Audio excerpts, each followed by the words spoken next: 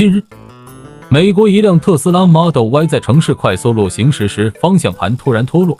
据该车主表示，自己正在高速上开车，拉着一家人行驶，突然方向盘掉下来了，所幸后方无车，自己得以停下来。当时，这辆车在1月24日刚刚提车，还没1周就出现了这样的事情。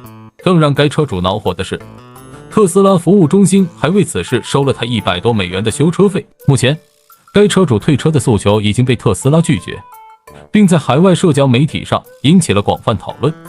不过，马斯克本人还没回复。